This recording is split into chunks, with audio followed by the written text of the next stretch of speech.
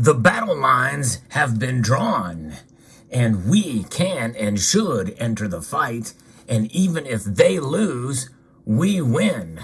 Let's explore.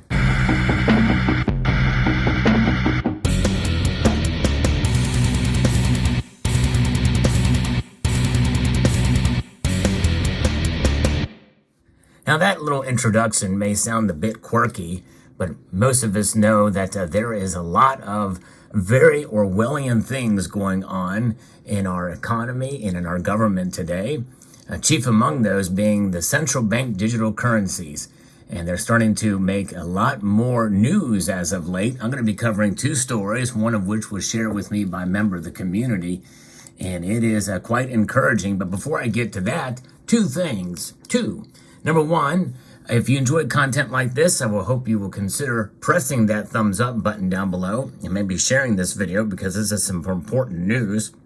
And number two, I want to preface it by saying that I have been keeping up with what many states are doing in the battle against central bank digital currencies, namely by removing taxation from precious metals. That's one thing, but there's other states that have been really proactive in setting up depositories and recognizing gold and silver as legal tender. I mean, who would have thought that these states would actually recognize constitutional money? It's right there in Article 1, Section 10.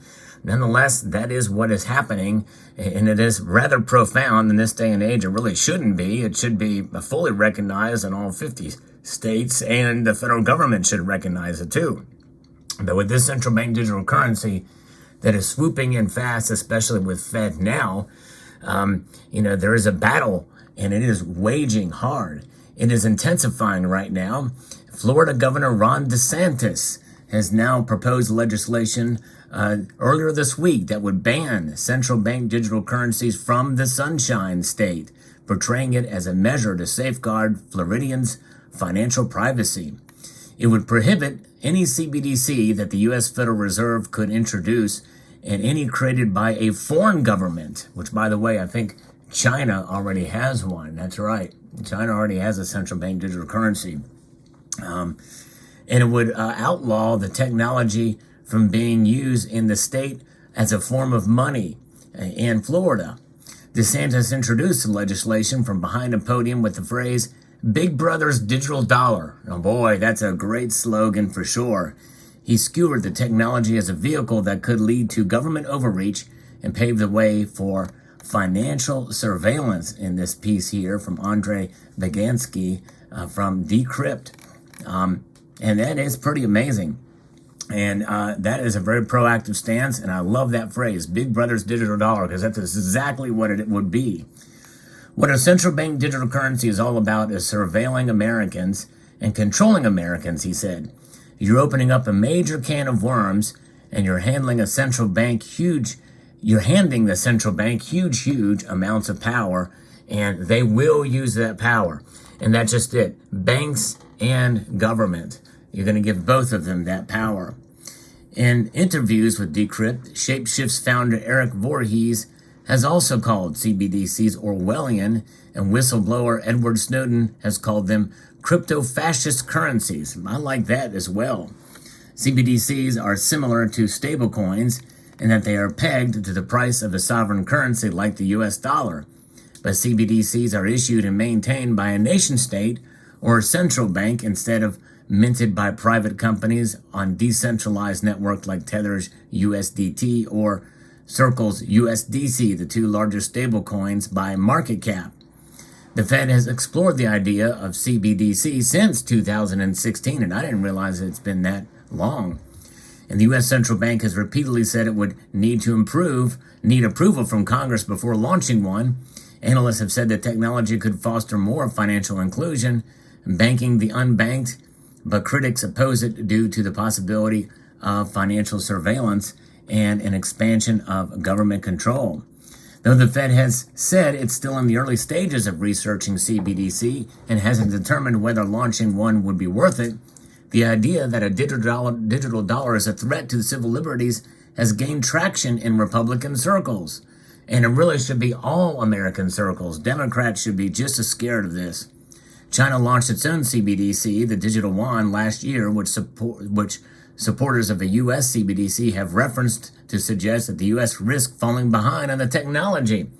Well, I tell you what, comparing us to China and the kind of surveillance that they have with social credits and the like, why would we want to go down that road to be up with par with them with technology? It makes no sense. And it's obvious that it illustrates China's continued capital controls.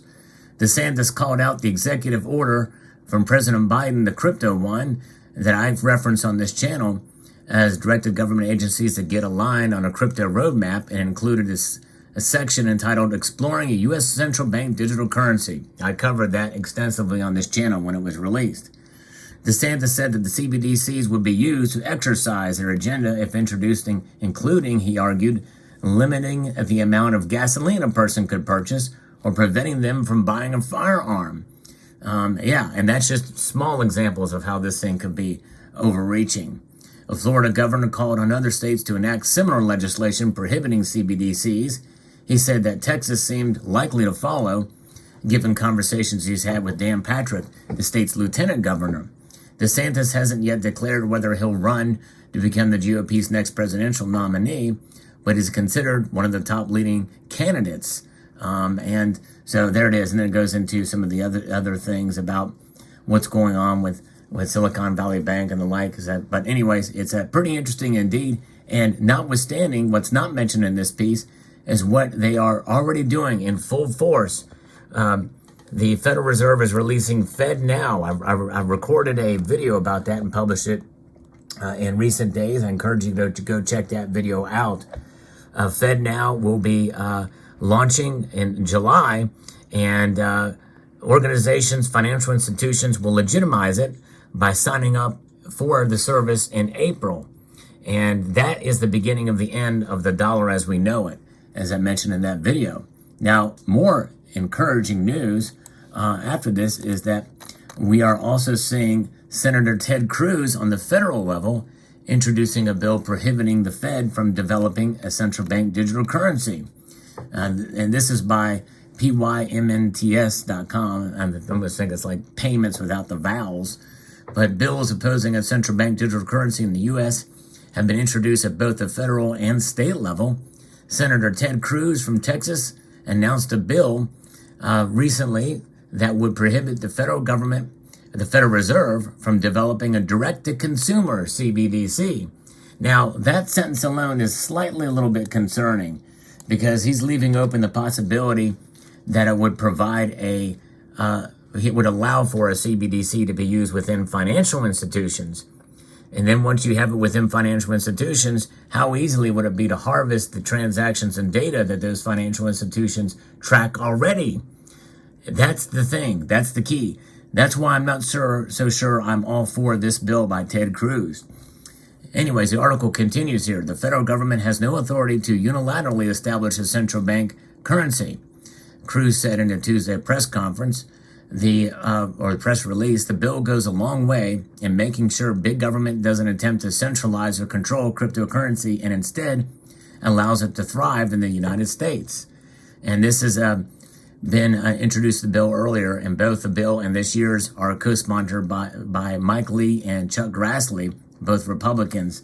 The latest introduction of the bill came a day after Ron DeSantis from Florida proposed legislation that would prohibit the use of both federal and foreign CBDCs as money and called on other states to do the same by adding provisions to their uniform commercial codes.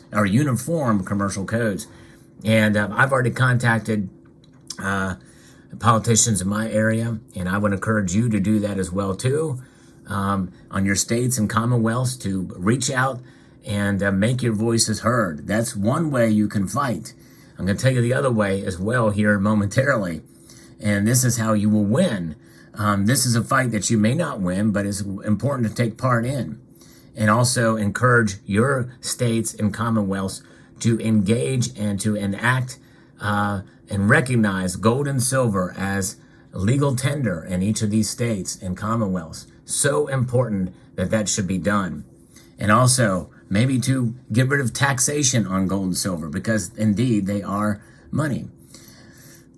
So the backers of the bill in the Senate said a direct-to-consumer CBDC could be used as a surveillance tool by the federal government, would centralize users' financial information and leave it vulnerable to attack, and would lack cash's benefits and protections and some existing cryptocurrencies' control and security, according to the Tuesday press release. The problem, though, with this, and this is my own thoughts on this, a direct-to-consumer CBDC, they should just be banned altogether, completely banned. Because what's to say that if you have an institution-to-institution CBDC, that the FedNow process and the tools used to monitor those transactions may have a window into individual transactions that's just left open conveniently by these big banks, as maybe provisions of some hidden regulation or code that could be signed by any president from here on out. And it may be a window that could open and close at random and at will that may be hard to trace and track because its provisions may be protected by the digital ledger that is very cryptic in itself. Very concerning in my view. I wish I could talk to Ted Cruz about that. Nonetheless, the American people ought to be able to spend their money how they choose without the possibility that every transaction could be tracked by the government, Grassley said in a release, or by institutions that will just freely give that information out to the government by opening up this window in the back end. Policy this impactful should be made by Congress, not government bureaucrats. And our bill would ensure that no one is snooping on the finances of hardworking American. I don't know about that, though, either. So there it is. Fascinating. There's more to this article, but I'll stop there. And really, they need to write a bill to stop FedNow right now. Stop the FedNow. But so one way you can do is write your congressman, write your senators, and get and tell them to stop FedNow and to stop central bank digital currency in any way, shape, or form. There's other ways utilizing technology to make things fine or better for the dollar. But nonetheless, the best thing to do, use that technology, is to tie it to gold and or silver, a bimetallic system. Nonetheless, that's a whole nother story. So fight in that way. You may not win that fight, but it is a battle worth waging, folks. Number 2, here is how you win. You win by holding on, stacking gold and silver. No matter what they do, when you have gold and silver in your portfolio in any way, shape, or form, recognizable, this is the kind of stuff that is going to protect you. Because, mark my words, if we move to a full-fledged digital currency, there will be an underground. There will be an alternate economy where we use hard assets in order to make this happen. And I have a message for the individual who had a little executive order about this central bank digital currency that I did a video on. This is my little message to him on this poured silver bar that I bought my local coin shop. So there you go. Let me know what your thoughts are in the comment section below about this situation. Good news to see that at least there are some proactive stances by 2 politicians. Let me know what your thoughts are in the comment section below. I'd like to extend a multitude of gratitude to you all for taking the time to watch, and to encourage you to please rate, share, comment, and subscribe.